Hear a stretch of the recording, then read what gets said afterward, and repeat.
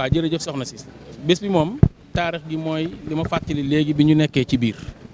ndigal la loo xam ne Serigne Saliou yàlla na yàlla yokk leeram moo ko doon sant Serigne Mountakha mu di ko taxawee ci foofee la jaare woon sax ne nañ ko def bésub Ndakaaru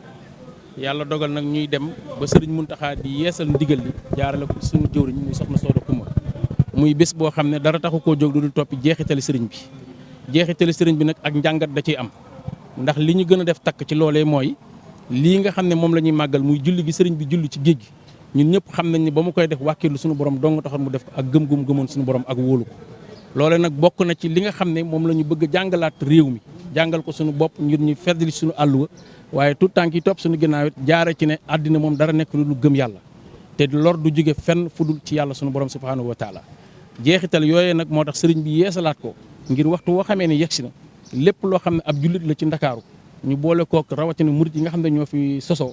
ak fépp foo xam ne jóge nañ fa ci réew mi ñu bokk màggal ko ci njàngum alxuraan njàngum xasida ay salaatu ak i bernde sëriñ bi yabal jëmm joo xam ne dana jóge Touba ngir taxawee julli gi bu ko taxawee ñu ànd ak moom julli ko bu nu noppee ñaanalaat réew mi ñaan suñu borom may ñu fekkewaat ko déwén waaye loolee moom mooy li nga xam ne mooy sabab bi delloo suñu borom njukkal jeexitali sëriñ bi ñu àndaat ci moo tax ren jii sax at mu ne dafa am xët woo xam ne des koy ubbi ci la ñuy jàng ren jii nag suñu borom dafa dogal ñu ne jeexitali sëriñ bi la ñuy xool téeméeri at bi mu fi jógee ñëpp xam nañ ni jamono yi weesu ci la ñuy def màggal ak daaru xudóos gi bi ñu koy def dañ ne woon ci at mi sëriñ bi am na téeméeri at bi mu ñibbee kon ñun ñi jaadu na tey yell na ñu seetaat téeméeri at yooyee lees si jëf lees si jëful ba jeexital yeeg yëpp ñu mën koo xoolaat mooy xët mi nga xam ne ubbi nañ ko ci bésu ci ñaari bés yooyee ñu def yàlla bu baax nag ndax mel na ni wax naa ko gouverneur bi ñuy pare nee naa ko ñi ñu fi teewal ñëpp noo ngi leen di jotale santuk sëriñ bi ndax ak càllale la waaye lii nu fi dégg dal na xel te jort na nañ ko daan defee daaw lu foox seen ak njort dana ko def goog ren dana gàcceel goog daaw bu soobee sëriñ Touba. Assane Gueye laa tudd nekk adjoint gouverneur Dakar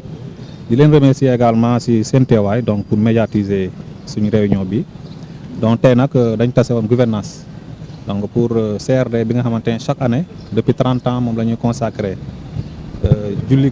gi nga xamante ne sëñ Touba julli woon na ko si géej donc mu doon événement bu mag ñu koy célébrer mu doon ndamul jullit yi di doon ndamal Sénégal mais particulièrement doon ndamal Dakar parce que yàlla moo def fu lañ koy célébrer donc nag mu doon événement boo xamante ne chaque année day màgg et day demander ay mesures yoo xamante ne comité d'organisation bu kase duñ ko attan parce que day demander loo xamante ne état kase moom moo si mën a dugal loxoom lu jëm si wàllu santé donc jëm si wàllu sécurité jëm si wàllu ndox jëm si wàllu bépp appui ak les sapeurs pompiers donc parce que il faut ñu sécuriser ñi nga xamante ne ñoom ñoo ñëw pèlerin parce que ay junni nit ñoom ñoo jege ci région yi donc di ñëw ak dans la sous-région et par conséquent état bi dafa war a jël bépp jumtuwaay ak bépp mesure boo xamante ne dina tax événement bi ñu mën ko organiser ci anam yi mu waree ba ku nekk delluwaat sa kër ba du am benn incident donc bi loolu amee nag chef de service ñoom ñëpp teew nañu kenn desul donc ku ci nekk également kuréel bi wax na li muy xaar ci yow man aussi ku nekk chef de service bu nekk saa ñu waxee li ñuy xaar ci yow jox naa la parole nga jël engagement yi nga xamante ne moom nga war a jël et dans l'ensemble engagement yëpp dal na suñu xel d'après li ñu ko wax et man personnellement dinaa ko suivre wax naa préfet ak sous-préfet donc pour ñoom ñu assurer suivi bi sur le terrain pour chef de service yëpp ñu mën a respecter engagement yi nga xamante ne ñoom jël nañ ko également wax naa leen bépp difficulté bu ñu ci am ñu yëgal ko gouverneur comme ça ñun ñu mën a prendre les mesures donc en vue de pour ñëpp mën a respecter seen engagement maintenant bëri na si nag li si ëpp nag dinañ ko régler fii au niveau régional parce que am nañ ko mais yi nga xamante ne yàlla def na amuñu ko si région bi dinañ ko yeggale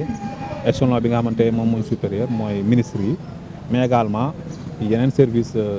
centraux yi nga xamante ne donc ñoom ñoo yëngatu si wàllu accompagnement de l'État dans le cadre de l'organisation des cérémonies religieuses donc loolu laa amoon loo xamante bëgg naa ko ci wax waaw